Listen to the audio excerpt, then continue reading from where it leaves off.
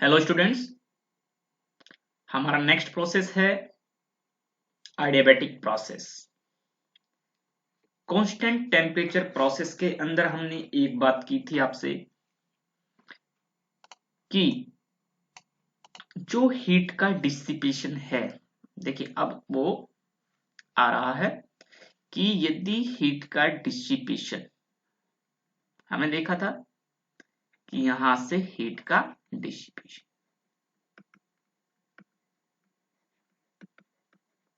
होता है, पिस्टन के थ्रू भी हीट का डिसिपेशन।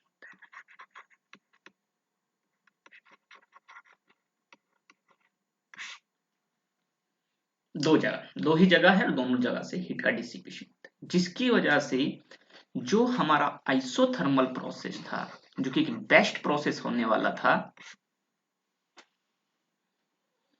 हीट का कंप्लीट कन्वर्जन करने के लिए वर्क में वो प्रैक्टिकली फेल हो जाता है, वो कंप्लीटली कन्वर्ट नहीं कर पाता। तो एक माइंड में एक थिंकिंग डेवलप हुई कि यदि हम इसको देखिए, आपके माइंड में ये चीज आ रही उसी प्रोसेस के टाइम में कि क्यों ना हम इसी को बंद कर दें, इस हीट डिसिपेशन को रोक दें, तो क्या वर्क आउटपुट मैक्सिमम हो जाएगी, मींस हीट का कन्वर्जन कंप्लीटली क्या तब हो जाएगा। तो यस, 100% आप सही सोच रहे थे, इसका कन्वर्जन वर्क में हो जाए।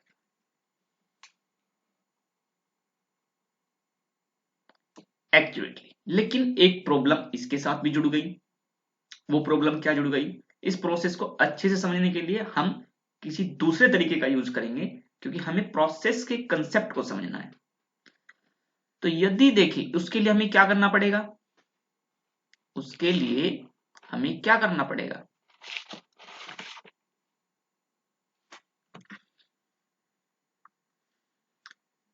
इसको इंसुलेटेड करना पड़ेगा, सिलेंडर की वॉल को भी और पिस्टन की सरफेस को, जो सिस्टम के टच में है। क्लियर है ये बातें, इंसुलेटेड करना पड़ेगा।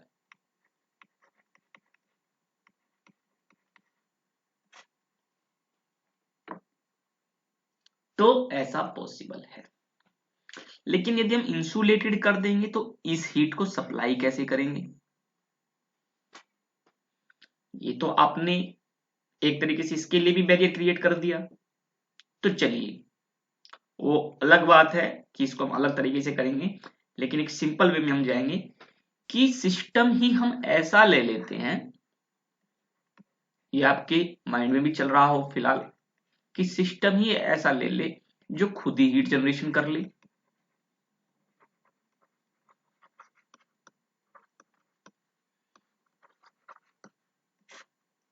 खुद ही।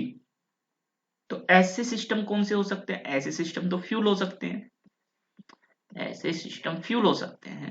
फ्यूल क्या क्या हो सकते हैं, सीएनजी हो सकती है, एलपीजी हो सकती है, पीएनजी हो सकती है, मतलब कोई भी पेट्रोल डीजल। ये तो हमारे माइंड में आया कि चलो ठीक है, हम बाहर से सप्लाई नहीं देते, लेकिन हम क्या करते हैं कि एक फ्यूल ले लेते हैं। ठीक है, ये फ्यूल हमने ले लिया एक, चलो सीएनजी को हमने ले लिया है, इसमें एयर मिक्स कर दी, क्योंकि इसको इग्नाइट भी तो करना है। तो ठीक है, चलिए हमने इसमें एयर को मिक्स कर दिया, ये कंप्लीटली बर्न कर सकता है, और हमने सिस्टम बना दिया है सीएनजी प्लस एयर का। समझना आप इसको।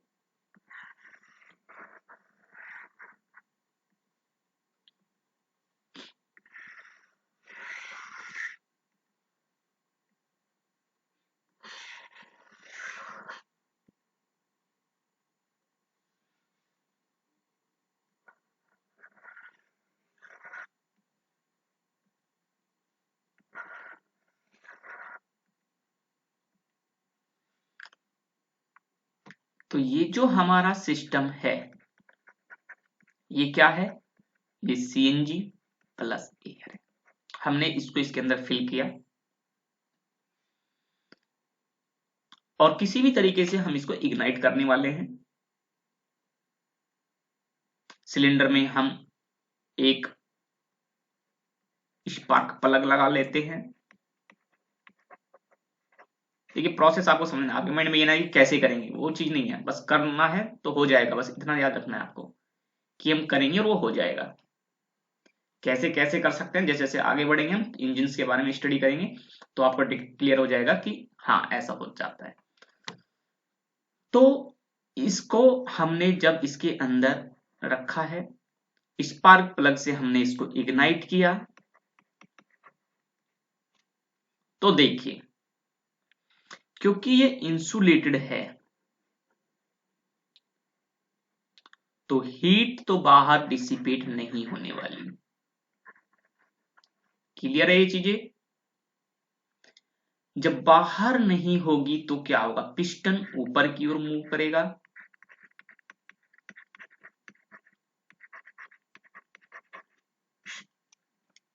सिंपल सी बात है। टेम्परेचर इसका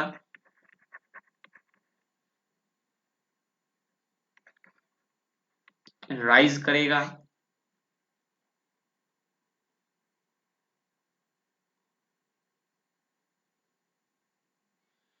प्रेशर इसका वो भी राइज करेगा, और टेम्परेचर प्रेशर और वॉल्यूम भी इसका राइज करेगा। अब आपको एक चीज ध्यान करना कि अभी तक जो हम प्रोसेस पढ़ रहे थे वो ये पढ़ रहे थे,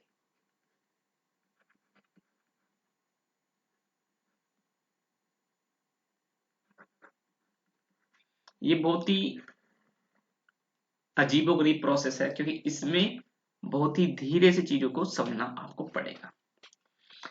तो ये जो हमारी Q12 है, दिस इज, ये तो यहां है नहीं क्योंकि हमने तो हीट को अंदर ही जनरेट किया है।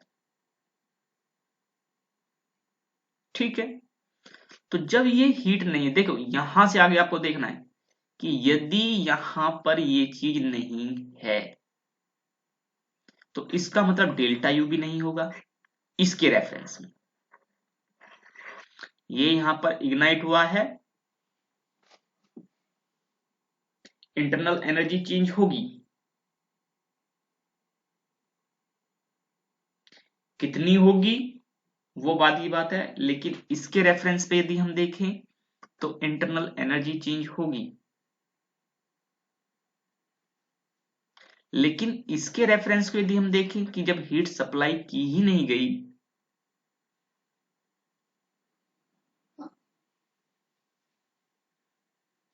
तो इससे होने वाला चेंज किसमें, टेम्परेचर में, वो भी नहीं होने वाला। हालांकि यहां होगा, अंदर तो होगा। अंदर क्यों होगा, क्योंकि हमने तो सेल्फ इग्निशन वाला लिया है, खुद ही जो हीट को जनरेट करेगा। लेकिन इसके रेफरेंस को देखें, इसके वजह से नहीं होगा क्योंकि ये हुई ही नहीं, एग्जीक्यूशन इस सप्लाई का हुआ ही नहीं है। तो इसका मतलब क्या हुआ कि Q12 इस प्रोसेस के अंदर 0 होने वाली है।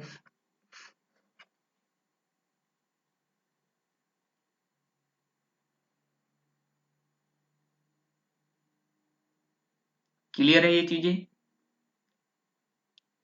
बाहर से हीट सप्लाई नहीं हुई है तो जो स्पेसिफिक हीट है वो भी 0 होने वाली है, बाहर से कोई हीट सप्लाई हुई नहीं, 0 अमाउंट की रिक्वायर्ड है।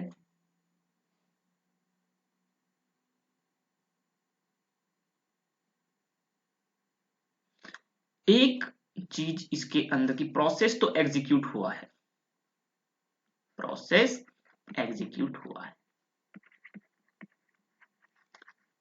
और हुआ भी सिर्फ आइसोथर्मल की तरह ही है। लेकिन वजह क्या रही कि आइसोथर्मल नहीं रहा। ठीक है, मींस टेम्परेचर का वेरिएशन इसके अंदर हुआ है।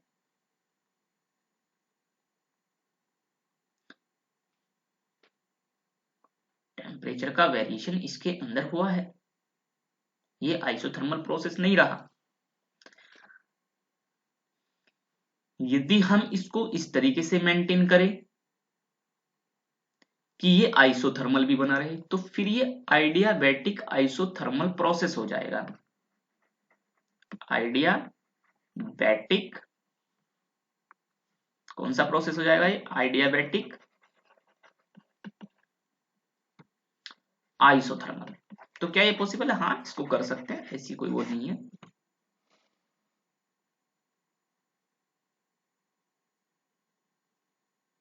लेकिन यहां पर ये जो प्रोसेस हम जिसकी स्टडी कर रहे हैं वो ऐसा प्रोसेस हम मान के चल रहे हैं, क्योंकि ये तो हम पढ़ चुके हैं। आपको आगे पता चलता रहेगा कि आइडियाबैटिक आइसोथर्मल भी होते हैं, लेकिन अभी हम इसको पढ़ रहे हैं जिसमें टेम्परेचर वेरिएशन है। तो इसमें टेम्परेचर वेरिएशन होने वाला है, तो इसमें जो हम सिस्टम का यूज कर रहे हैं उस सिस्टम की वैल्यू 1.4 होने वाली है,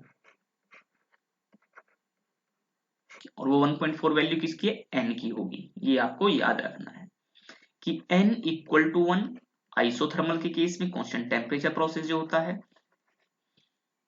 और n की वैल्यू 1.4 होने वाली है आइडियाबैटिक में। और ये भी आपको याद रखना है एयर के केस में, यहां पे तो हमने CNG प्लस एयर लिया है, ये एयर की केस जो हम सिस्टम एज ए एयर ले रहे हैं।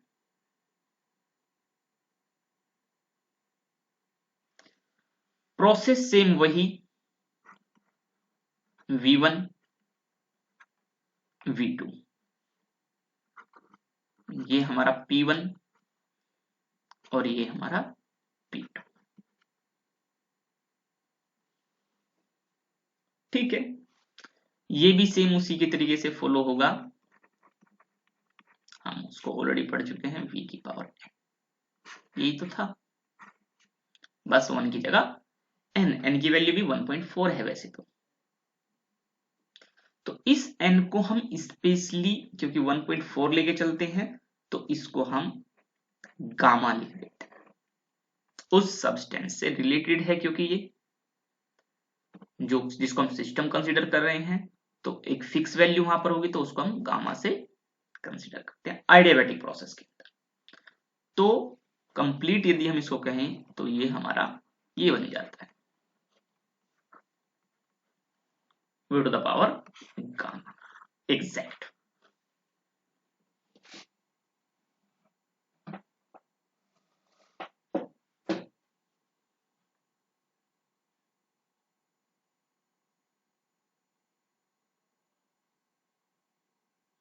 तो जब ये बन जाता है तो इसको भी हम क्या लिखने वाले हैं?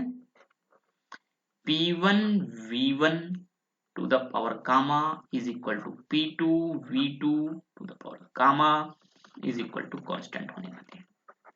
Simple, P1 V1 is equal to P2 V2 is equal to constant.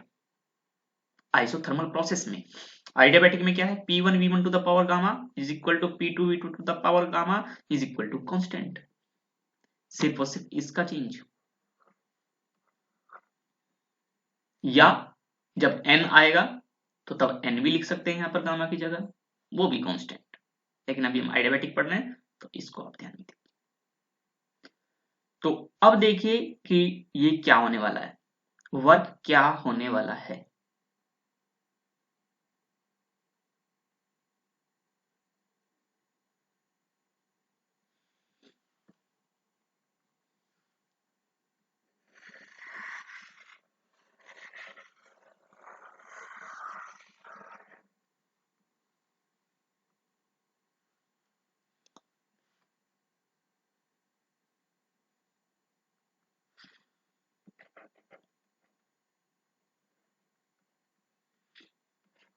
तो जब हम इसको इंटीग्रेट करते हैं किसको? पीडीवी को, P यहां पर हमें पता है क्या है? कांस्टेंट अपॉन में v to the power gamma, ये यहां पर हम रखने वाले। तो जब हम इसको इंटीग्रेट करेंगे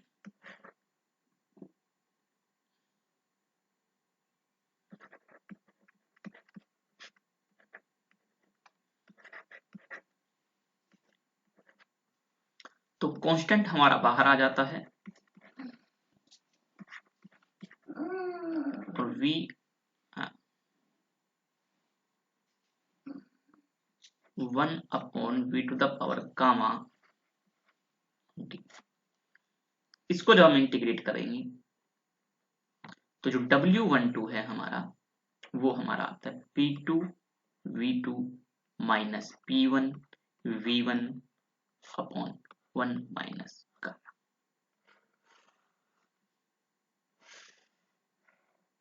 ये आ जाता है।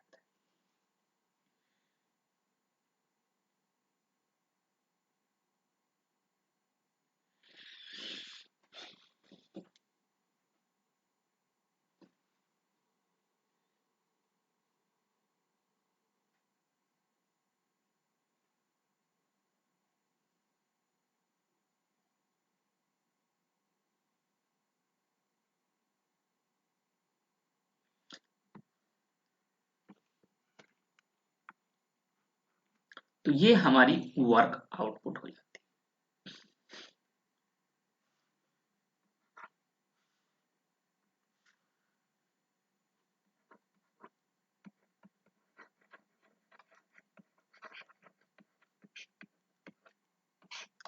आइडियल गैस की यदि हम बात करें कि यदि हमारा सिस्टम ये आइडियल गैस हो, देखिए यहां तक हमने एक प्रैक्टिकल अप्रोच के साथ गए हैं जो कि पॉसिबल हो सकती है।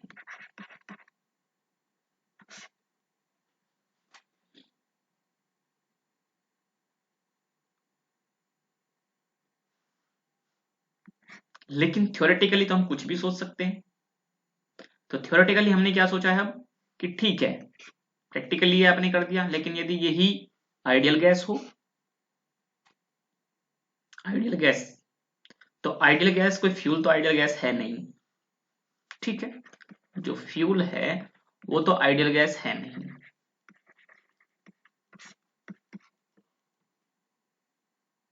लेकिन सोचने में क्या जाता है, सोच को थोड़ा ही रोका जा सकता है। तो थिंकिंग क्या बना ली हमने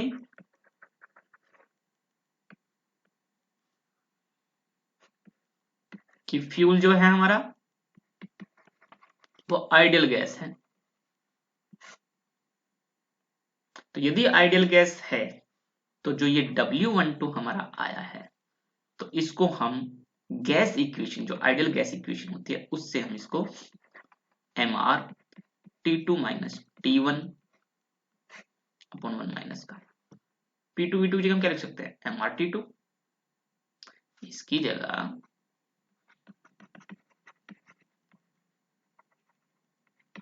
T2 और P1V1 की जगह हम क्या लिख सकते हैं MrT1 आइडियल गैस। यदि आपको इसको बस याद रखना है, जब आइडियल गैस के बारे में पढ़ेंगे तब हम इसको क्लियर कर लेंगे। तो इनको यहां पर पुट किया तो इससे हमारा ये आ जाता है आइडियल गैस यदि हम इसको कंसीडर करते हैं। तो थर्मोडायनेमिक्स के अंदर बहुत सारी चीजें ऐसी हैं जिनको कि हम आइडियल कंसीडर करते हैं।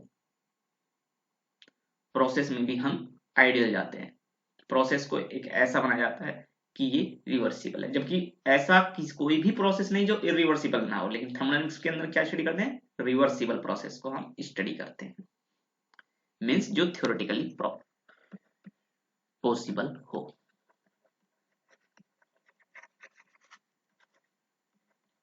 पॉसिबल करते हैं उसको। तो इस तरीके से क्योंकि हमको स्टडी करना है तो इसलिए हम इसको थ्योरेटिकली रिवर्सिबल कंसीडर करते हैं।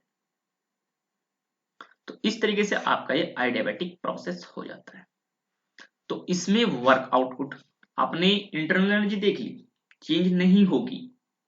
चलिए हम इसको और भी क्लियर करते हैं। आपके माइंड में किसी भी तरह की कोई, लेकिन यदि फिर भी कोई रह जाती है तो आप कमेंट कर सकते हैं। तो इंटरनल एनर्जी बाहर से हुई नहीं, यहां पे देखिएगा जब तक Q12 है इसकी वजह से होना पॉसिबल नहीं है, लेकिन जब यहां सेल्फ इग्नाइट हुआ ये, इसने हीट को जनरेट किया है, तो इंटरनल एनर्जी चेंज हुई। लेकिन क्या आप बता सकते हैं कि इंटरनल एनर्जी चेंज हुई क्या कम हुई या ज्यादा हुई? जब हीट जनरेशन हुआ है फ्यूल के अंदर, ये एक लॉजिकल क्वेश्चन है, जब हीट जनरेशन हुआ है तो क्या इंटरनल एनर्जी का चेंज पॉजिटिव हुआ है या निगेटिव हुआ है? आप बताइए।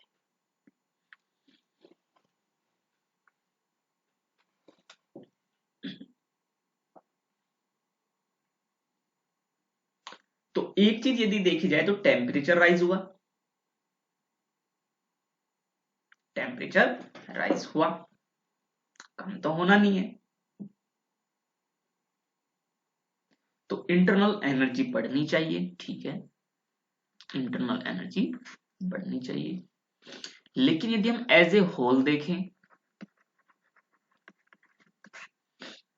कि सिस्टम जो है सीएनजी प्लस एयर से है, जिसके पास अपनी कुछ एनर्जी है,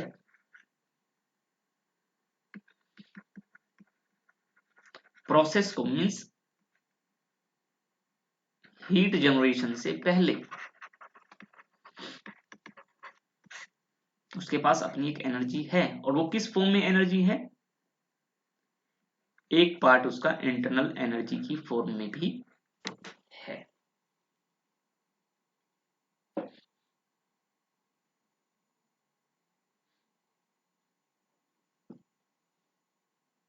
तो जो इंटरनल एनर्जी है, इंटरनल एनर्जी, यदि हम उस इंटरनल एनर्जी को कंप्लीटली देखें, क्योंकि एनर्जी जो है काफी सारी चीजों से बनी होती है, potential energy, kinetic energy, internal energy, ठीक है, तो काफी सारी एनर्जी से मिलके हमारे पास, जिसमें इंटरनल एनर्जी।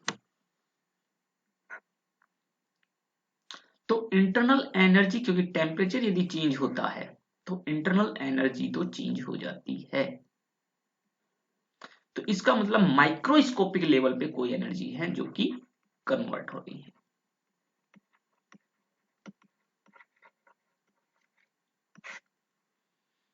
कोई और फॉर्म्स की एनर्जी कन्वर्ट हो रही है जो कि इंटरनल एनर्जी को चेंज करने में कंज्यूम हो रही है। और इसी से हम क्या देख रहे हैं कि जो एनर्जी सिस्टम के पास है, अब देखिए हम माइक्रोस्कोपिक लेवल पे जा रहे हैं, जो एनर्जी सिस्टम के पास है उसने क्या किया? टेम्परेचर राइज किया, मींस इंटरनल एनर्जी को एनहेंस किया, इंक्रीज किया है। बाकी क्या किया उसने? बाकी पिस्टन को मूव करने में, डेल्टा यू को राइज करने में, पिस्टन को मूव करने में। इसका मतलब आइडियाबैटिक प्रोसेस के अंदर भी हमने एनर्जी को कंप्लीटली कन्वर्ट नहीं किया। हाँ, हीट एनर्जी अलग बात होगी,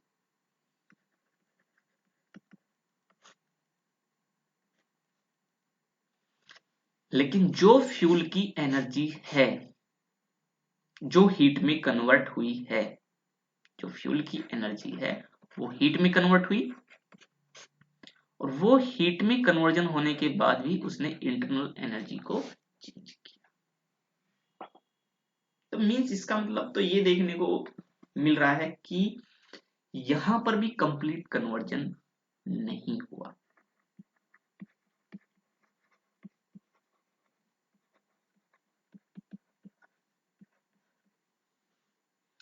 ऑफ एनर्जी, हीट नहीं लिखेंगे, या चाहो आप हीट भी लिख सकते हो,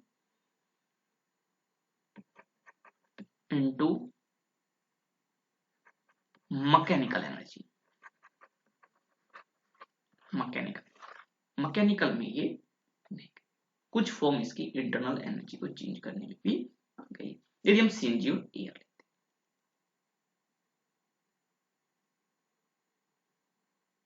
ये बहुत बड़ा प्रोसेस होने वाला है, आप बस इसको समझते जाइए। तो एक तो ये चीजें हो गई इसके ऊपर। एक हो गया हमारा, सपोज करो अब ये, अब थोड़ा डिटेल में हम जा रहे हैं कि जो सिस्टम है वो सीएनजी एयर नहीं है, ठीक है। ये सीएनजी और एयर नहीं,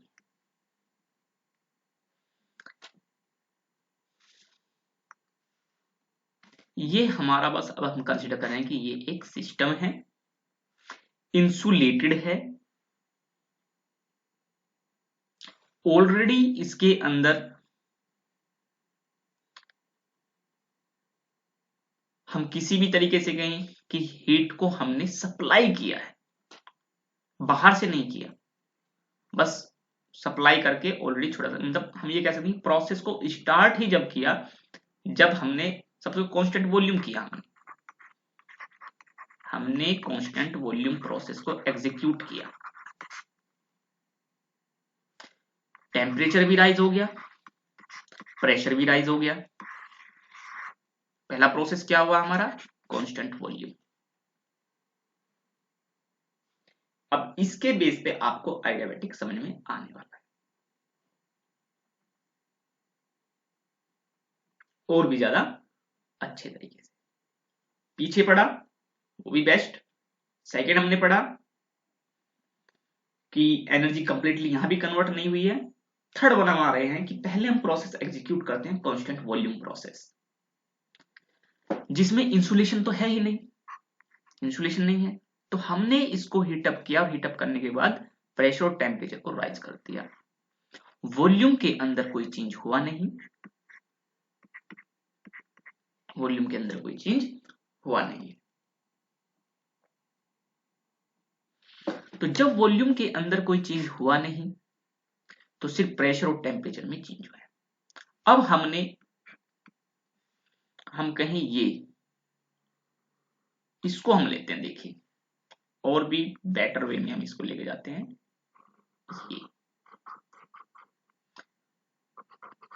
ये प्रोसेस 1, प्रोसेस 2, ये हम कहें प्रोसेस 1 0 to 1, बाद में नहीं तो दिक्कत करेगा ये नंबरिंग 2 1 और 2। सबसे पहले हमने कांस्टेंट वॉल्यूम प्रोसेस को एग्जीक्यूट किया, कंप्लीट हीट को उसके अंदर ऐड कर दिया गया, ऐड हो गई, और उस हीट ने क्या किया, सिर्फ और सिर्फ इंटरनल एनर्जी को चेंज करने में कंज्यूम हुई थी।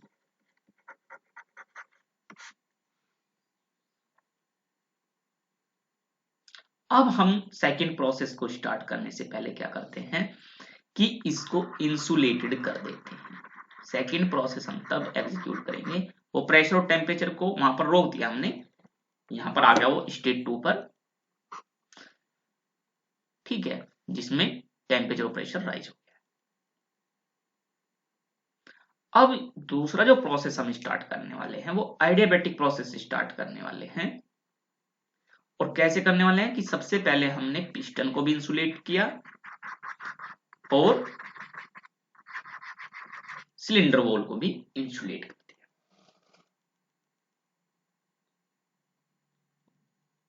ठीक है, इस प्रोसेस को इधर देखिए, आप यहां से लीजिए, इसको ये लीजिए 0 1, क्योंकि अभी हमने यहीं से स्टडी किया था 2, तो इसको हटा देते हैं, इसको हटा देते हैं।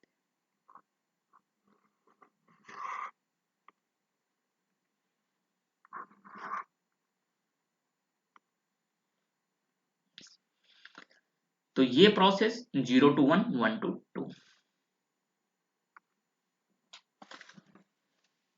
तो नेक्स्ट जो प्रोसेस है हमारा, अब एडियाबैटिक स्टार्ट होने वाला है, ये जो कि इंसुलेटेड है। चीजों को समझिए। तो यहां क्या होगा, यहां होगा कि पिस्टन को जैसे हम फ्री करेंगे, क्योंकि अभी तक क्या लगा हुआ था कांस्टेंट वॉल्यूम के दौरान, स्टॉपर लगा हुआ था, उसने उसको पिस्टन को रोके हुए था। अब हमने स्टॉपर को रिमूव कर दिया क्योंकि हमें एडियाबैटिक प्रोसेस को एग्जीक्यूट करना है।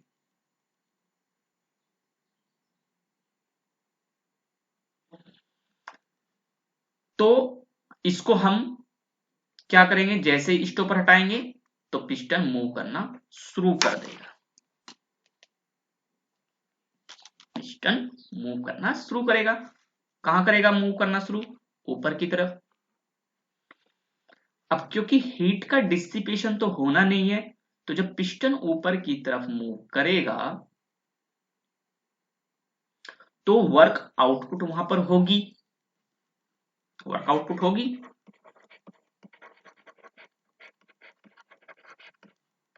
लेकिन वो वर्क आउटपुट कैसी होगी, यहां पर देखो कितना डिफरेंट चीजें होने वाली हैं। जो वर्क आउटपुट होगी वो कैसे होगी, जो हीट सप्लाई की गई थी उसके थ्रू नहीं, क्योंकि इस प्रोसेस में तो हीट सप्लाई को रोक दिया है। हीट सप्लाई जो दी गई थी वो तो सिर्फ कांस्टेंट वॉल्यूम प्रोसेस के टाइम में दी गई थी। अब यहां पर हीट सप्लाई नहीं हो रही है, अब तो सिर्फ जो प्रेशर बढ़ गया था वो प्रेशर ही अपने आप को बैलेंस करेगा। जो प्रेशर राइज हो गया था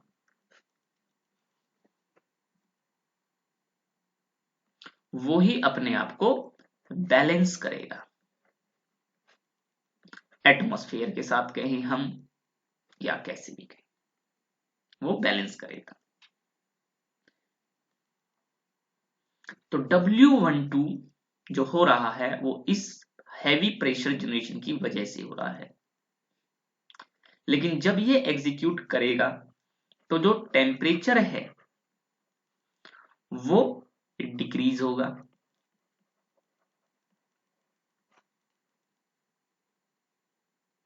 टेम्परेचर डिक्रीज होगा। टेम्परेचर डिक्रीज होगा तो मीन्स इसका मतलब क्या है कि इंटरनल एनर्जी भी डिक्रीज होगी, इंटरनल एनर्जी भी डिक्रीज होगी। दो चीजें क्लियर हो गई। तो कमाल का प्रोसेस होने वाला है अब ये।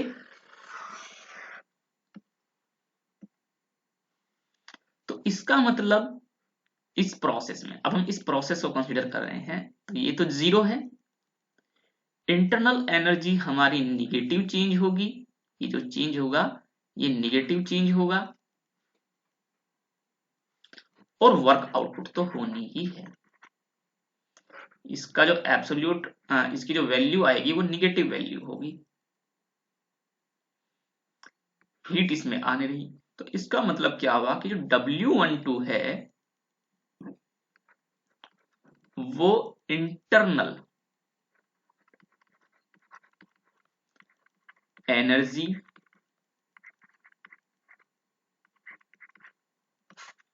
को कंज्यूम करती है, मींस इंटरनल एनर्जी वर्क में कन्वर्ट होती है। इसका मतलब है कि इंटरनल एनर्जी कन्वर्ट होगी वर्क, इस प्रोसेस में इंटरनल एनर्जी कन्वर्ट हो जाती है वर्क।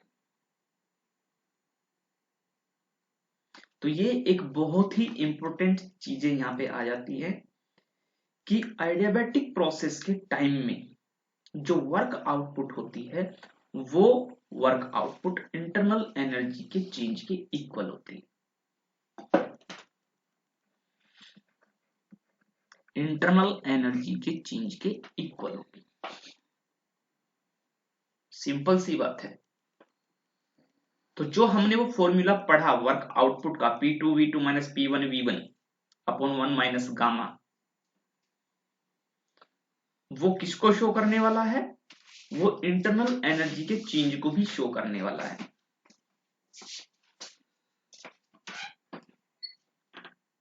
ठीक है, या MrT2 minus T1 idol gas है तो MrT2 minus T1 upon 1 minus gamma. वो इसको शो करने वाला है।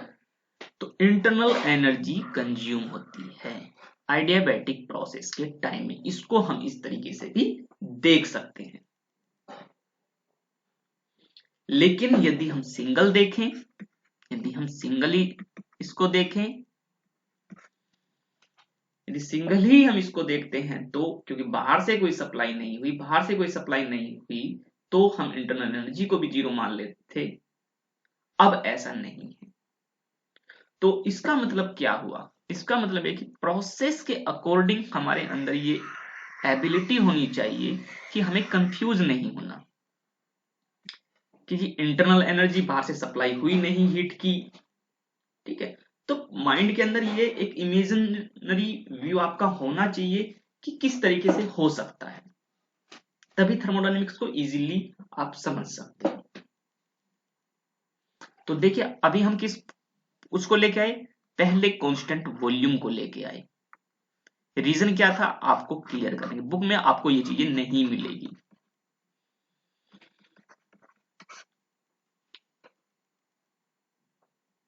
कि एक कॉम्बिनेशन की तरह आपको समझाना।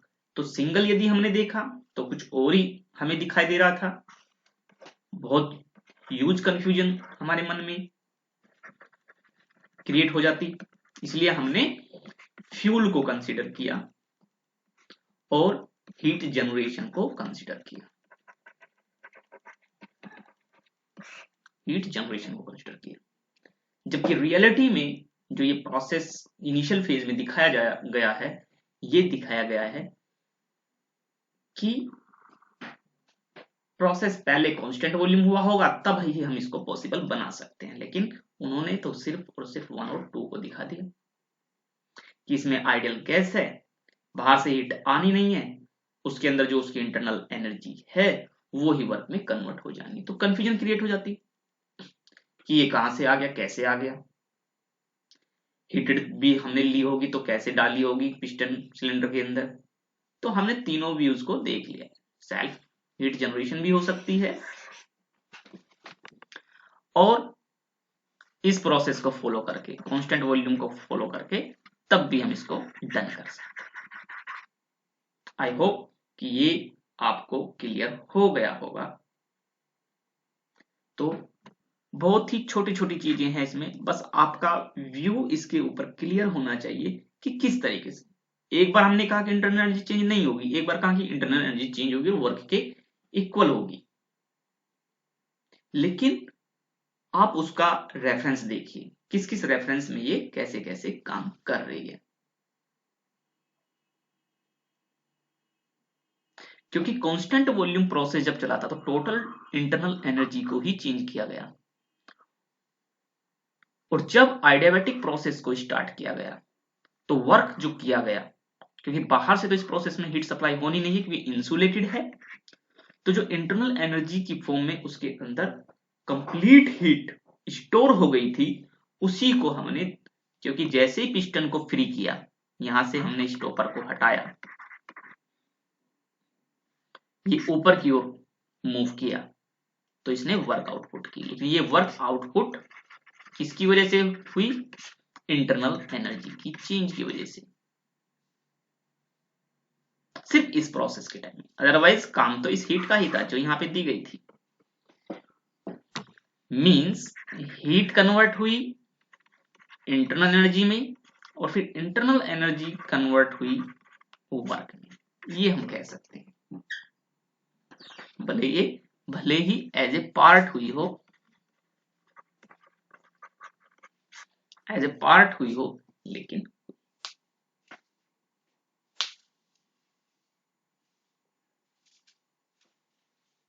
तो यदि हम कहें कि मैक्सिमम वर्क यहां हुआ तो वो तो यहां भी नहीं हुआ, मैक्सिमम वर्क तो यहां भी नहीं हुआ, इसको हटाइए आप।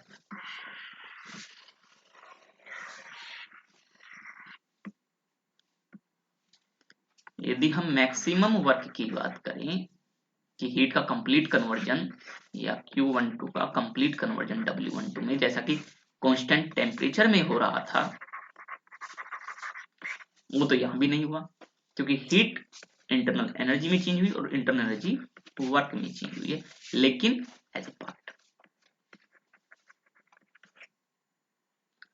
तो आई होप ये आपको क्लियरली समझ में आया होगा। Okay, thank you. आगे जैसे भी होगा हम इसको आगे और क्लियर कर लेंगे।